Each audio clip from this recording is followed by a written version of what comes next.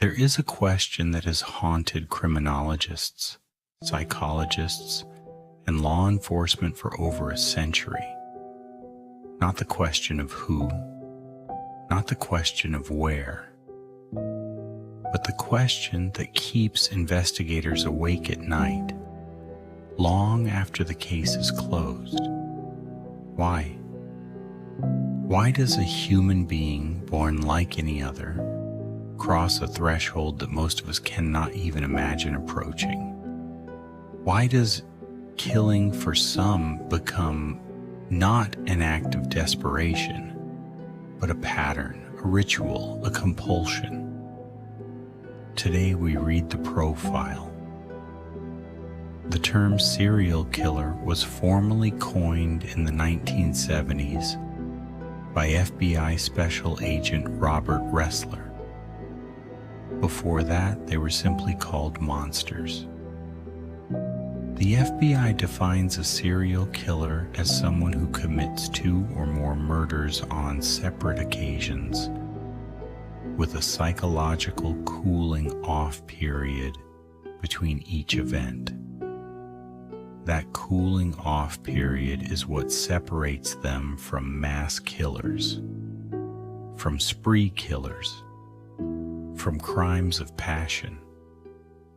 It implies something far more disturbing: the ability to return to ordinary life, to sit at a dinner table, to go to work, to smile, and then do it again.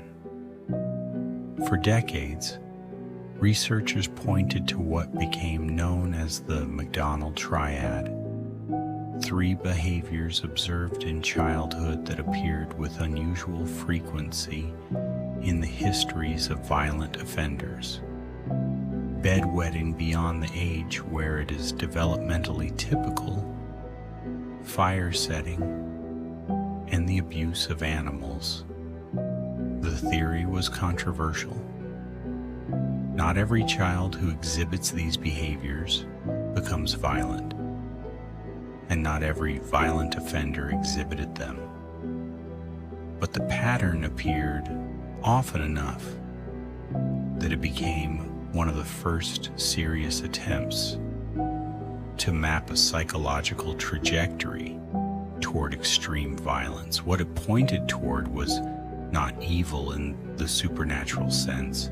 It pointed toward damage, early, unaddressed, catastrophic psychological damage. Modern neuroscience has taken us further.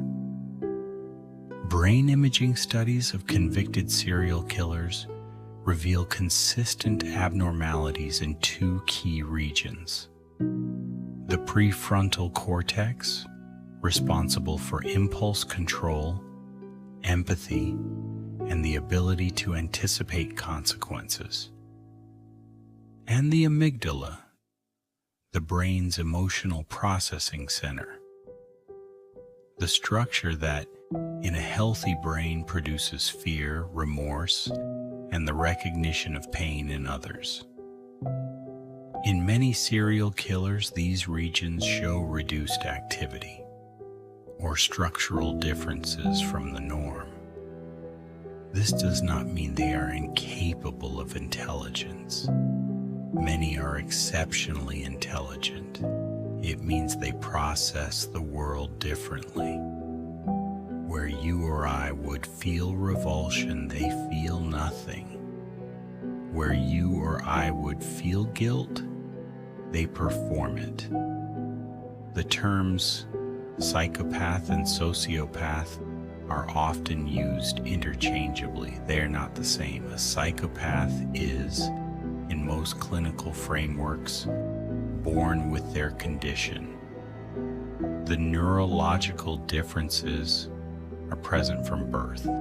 They are often charming, calculated, capable of long-term planning, difficult to detect. A sociopath, by contrast, is largely shaped by environment, by trauma, by neglect, by abuse. Their violence tends to be more erratic, more reactive, harder to conceal? The most dangerous serial killers in recorded history were predominantly psychopathic, not because they were the most violent, but because they were the most controlled. Perhaps the most disturbing aspect of serial killer psychology is what researchers call the fantasy loop. Long before the first act of violence, the killer has rehearsed it in their mind in extraordinary detail. The FBI's Behavioral Analysis Unit found that in nearly every case study, there was a period, sometimes years, of elaborate violent fantasy that preceded the first killing. The fantasy becomes an obsession. The obsession demands resolution. And when reality fails to match the fantasy, they attempt it again. This is why serial killers escalate. It is never about satisfaction. It is about the pursuit of something that cannot be achieved. Each act fails to deliver what the fantasy promised. So the loop continues.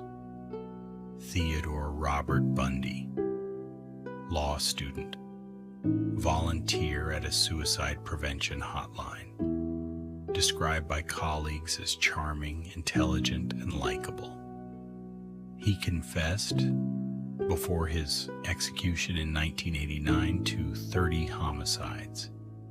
Investigators believe the true number is significantly higher. Bundy represents what criminologists call the organized killer. Methodical, controlled, socially functional. He did not look like what people imagined when they heard the word killer. That was the point. Bundy understood that its greatest weapon was not physical strength. It was the assumption of innocence that his appearance granted him. He exploited empathy. He exploited courtesy. He exploited the very social norms designed to make civilization function.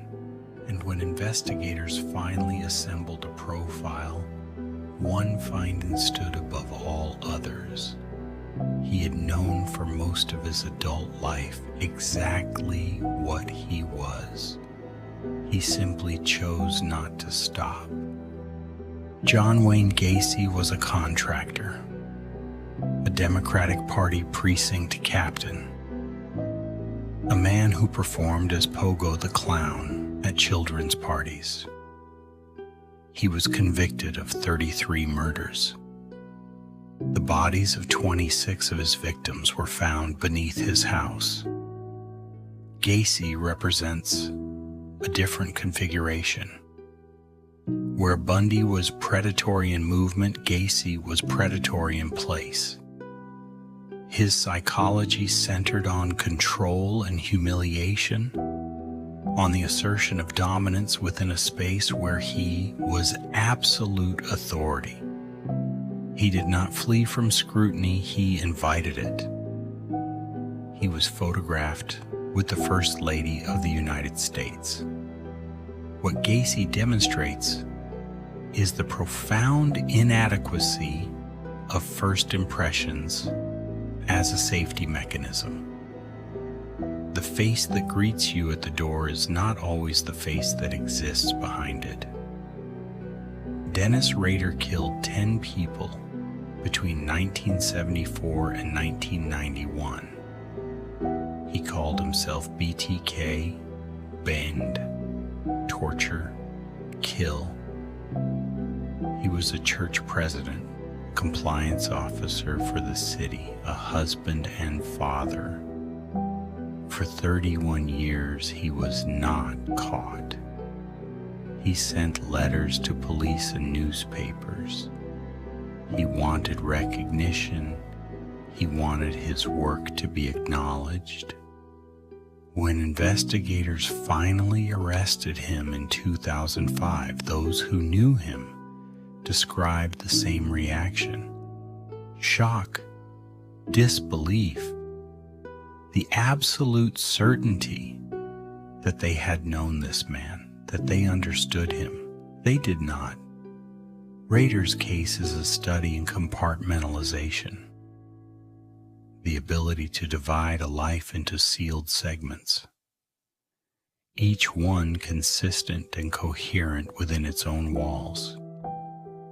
The man at church on Sunday morning, the man who wrote to the police on Tuesday afternoon, the same man, entirely separate, entirely real, simultaneously. What do we take from this? That evil has a face indistinguishable from the one looking back at you in the mirror?